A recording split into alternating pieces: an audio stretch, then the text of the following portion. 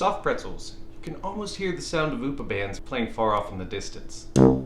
Well, they're about to get a lot closer, and so everyone get your proper Oktoberfest attire on. Because can you really make soft pretzels without lederhosen? These little doughy twists of deliciousness are exactly what you need to go along with some tasty beers. So let's take a trip to Germany and make some soft pretzels. First thing you want to do is put on your trusty apron so you don't get any pretzel on your lederhosen. Then heat up 3/4 cup or about 180 milliliters of water and 3/4 cup or about 180 milliliters of milk. Bring these both up to between 95 and 100 degrees Fahrenheit.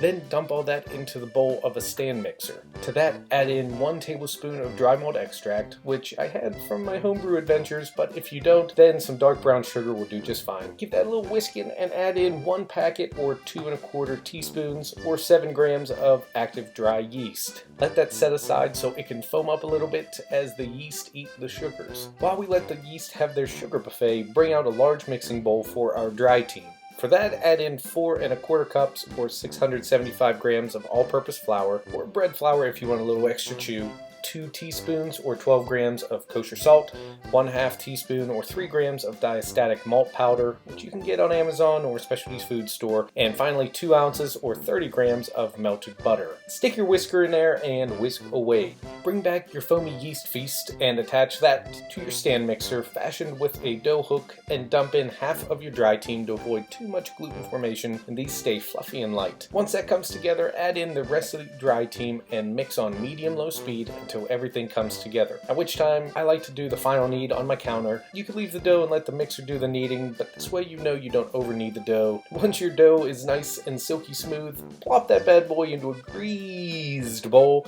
cover and let it sit in a warm area for 1 hour or until doubled in size. After being patient, let your anger out by punching the dough down some and cutting it down to 8 roughly even pieces. After doing it pizza style, I think I would have gone a different way to cut these down to size, but they turned out fine, so no problem. This next piece takes a little bit of technique, one that I learned to do better as time went on with this batch, so do as I say, not as I do. Roll out your dough slices until they're about the diameter of a pencil. Once you do that, make a U shape, twist, and fold over. Pinch the nubs at the bottom so they don't flail up later on, and if you need to see that again, no problem. U shape, twist, fold over, pinch, boom.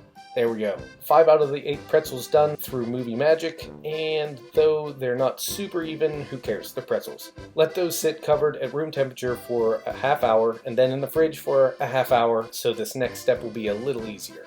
What is that next step, you ask? Well, it's bringing 9 cups of water and 1/2 cup of baking soda, not powder, to a boil. Once you add all that in, you may start to freak out because it looks like it's going to make a huge mess, but it calms down pretty quickly. Also, the snowflake effect that happens all around the pretzel bath vessel is totally normal and wipes up easily.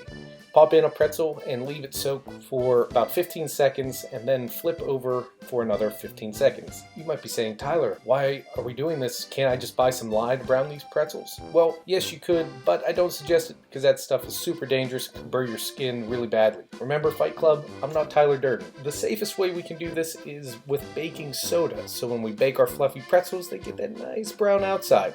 Once they're done with their bath, glaze them with 1 egg yolk and 1 tablespoon of water, brushing, then putting them in a 450 degree Fahrenheit, 230 degrees Celsius preheated oven for 10 to 12 minutes, or until they turn out like this.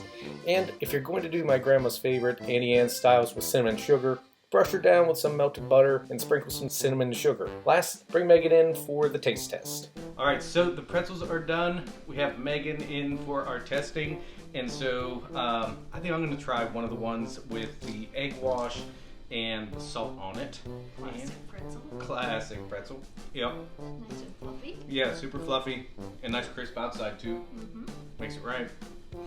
So what about one of these Auntie Anne ones? Some cinnamon sugar. Yeah. Let's put that up.